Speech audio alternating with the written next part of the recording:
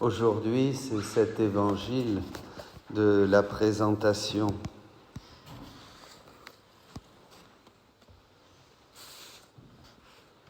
La parole de Dieu, les textes,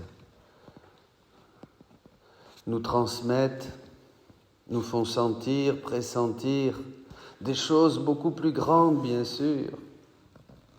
Jésus lui-même nous a dit qu'il faudrait écrire des livres et le monde ne pourrait les contenir. Parce que le plus profond est un cri dans le cœur de Jésus et dans le cœur de Marie.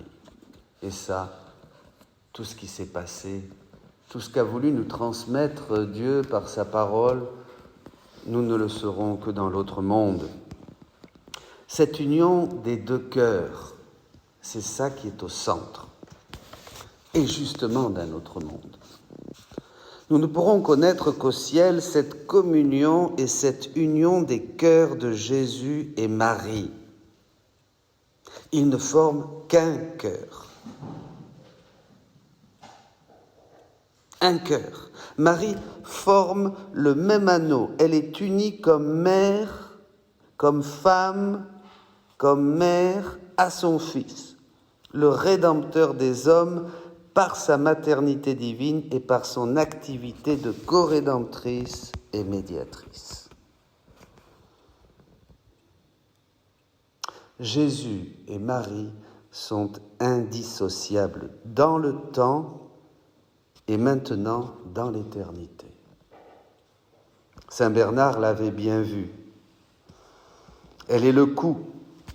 Tout passe par elle et tout remonte par elle. C'est quelque chose d'intrinsèque au mystère du salut, un seul Rédempteur et une seule femme, envahie du soleil de la divinité, qui est sa mère. Tout est dit, elle est mère de Dieu. Pendant tout ce temps, depuis sa conception, dans le sein virginal de sa mère, l'enfant Jésus, qui fut immédiatement formé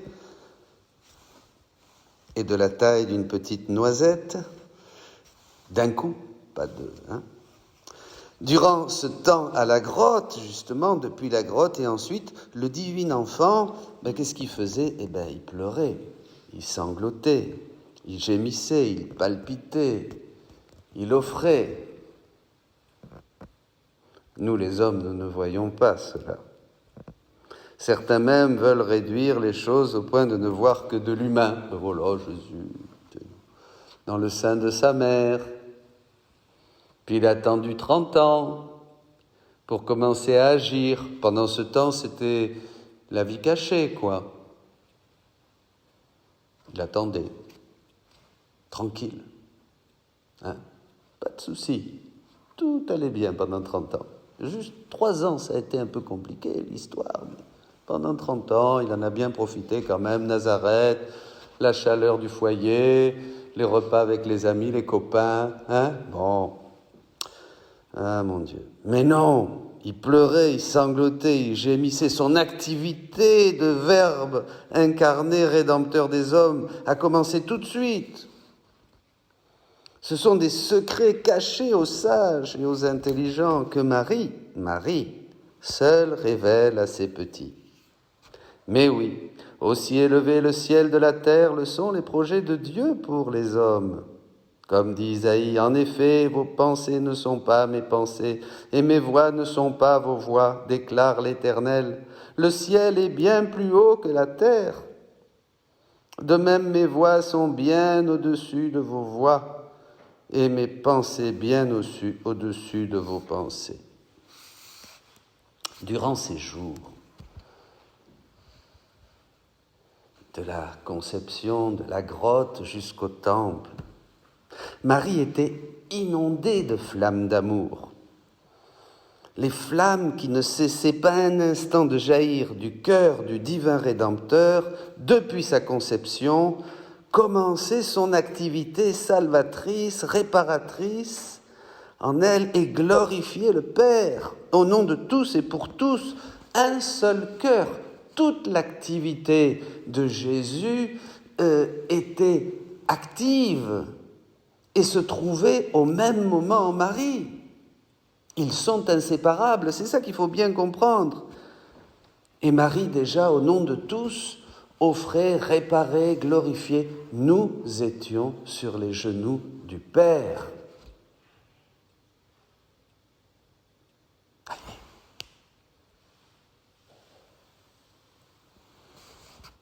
La circoncision, déjà.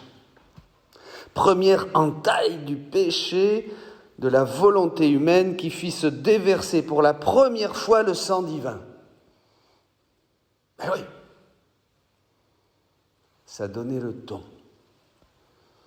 Cette déchirure, la Vierge l'a vécue au plus intime de sa chair. L'amour de son Fils ne lui a rien épargné. Il s'y déversa à flot et elle fut constituée, confirmée, si vous voulez, reine et mère de l'amour. La déchirure, nous voyons l'amour comme un sentiment et quelque chose qui est un plus au niveau de notre être, d'homme, de femme,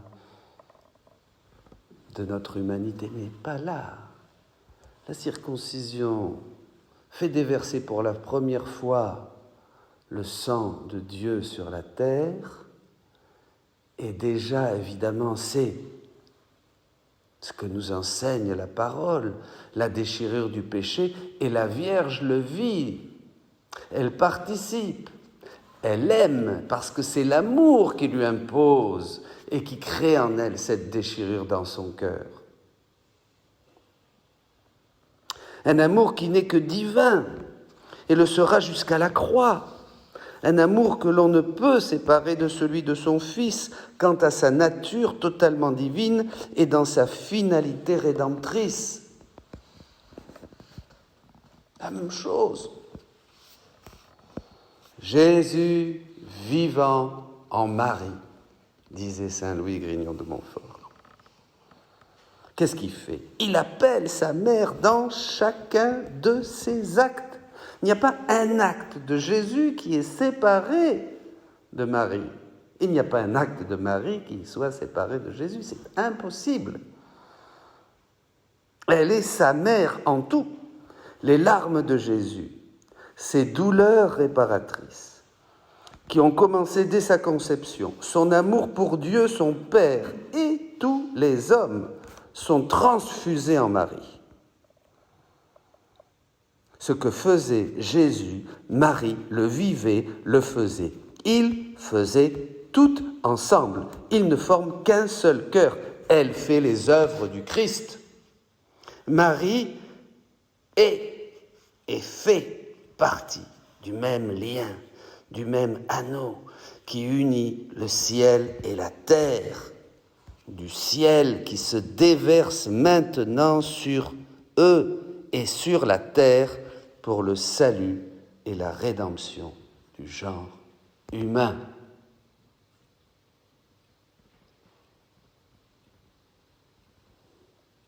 L'obéissance, la présentation. La voix de Dieu se fait entendre. Et la Sainte Famille se met aussitôt en marche, sans attendre. Ils vont offrir le Fils en sacrifice pour le salut du monde. Des grâces inouïes se déversent dans le cœur de Marie. C'est un enseignement pour nous. Le mérite, les grâces de l'obéissance. Mais beaucoup plus que des forces pour la soutenir, bien sûr, elles sont là, Marie en a besoin, mais ce sont tous les attributs divins qui, par la divine volonté opérant sans aucune entrave dans cette Vierge, donnent une valeur infinie à son sacrifice. Et là, elle rejoint son Fils. Un seul cœur, Jésus et Marie. Bien plus, Dieu mettait cette monnaie du ciel et transformait ses moindres soupirs, ses moindres gestes, ses moindres pleurs de mère de Dieu Et tout cela devenait divin. Le plus petit acte de pur amour, disait déjà saint Jean de la Croix, a plus de valeur pour l'Église que toutes les œuvres de l'Église réunies, disait le grand docteur. Le plus petit acte de pur amour. Vous vous imaginez dans le cœur de la Sainte Vierge, mais chez elle un soupir, un geste, un mouvement, un clignement des yeux, tout était comme dans son Fils auquel elle était indissociablement unie, divin et rédempteur.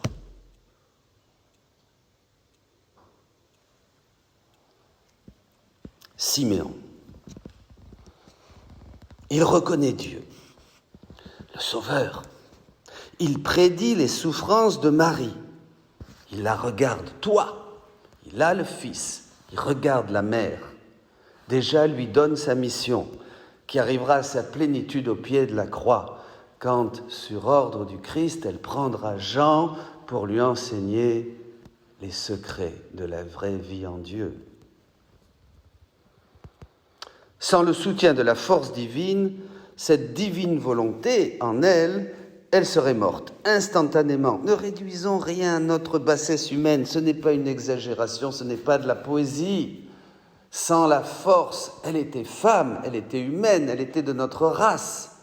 La force de ce que prédit Siméon, la tragédie qu'elle peut voir à l'horizon, entre en elle avec une violence inouïe.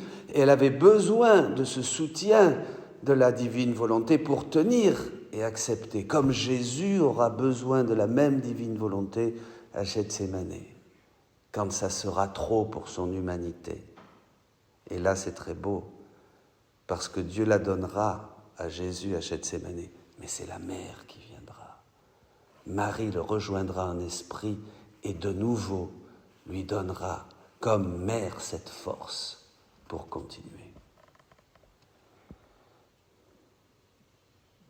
Siméon, notons-le, ne fait que prédire les douleurs externes, pas les douleurs intérieures. Marie le dira. Mais la plus grande, laquelle ? Le salut de beaucoup, oui, bien sûr, mais surtout la ruine d'un grand nombre, la contradiction que sera son Fils bien-aimé. La ruine d'un grand nombre. Regardez aujourd'hui tous ceux qui ne croient pas, tous ceux qui ne se donnent pas à Dieu, tous ceux qui font de Noël un carnaval. Tous ces actes perdus, tous ces actes qui ont été refaits par Jésus et par Marie, bien sûr, tous ces actes que maintenant nous pouvons refaire pour que le Père soit glorifié. C'est ça, la ruine d'un grand nombre, la ruine de tous ceux qui prennent le chemin large de la perdition. Combien nous devons prier.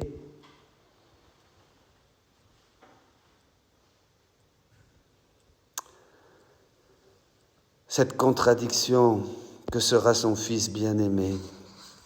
Marie la vit. Elle vit la ruine de ces âmes qui ne glorifieront pas Dieu. Ils sont bien peu ceux qui suivent vraiment le Fils de Marie en prenant la croix. Elle meurt de douleur. Eh oui. Elle forme ici quoi ? Le royaume des douleurs. C'est un royaume, bien sûr. C'est pas autre chose. C'est un royaume et le vrai, le seul qui est sur terre, le prélude du ciel. Elle en est la mère, elle est Mater Dolorosa. Elle est reine et mère, car elle paye pour tous, répare pour tous, glorifie pour tous. Elle ne peut faire rien d'autre. Et elle nous enseigne, pas par des paroles seulement, mais par son exemple à faire et apprendre à faire. Nous aussi, les œuvres de son Fils, pour compléter dans notre chair ce qui manque à la passion du Fils de Dieu, au profit de toute l'Église et de toute l'humanité. Prions.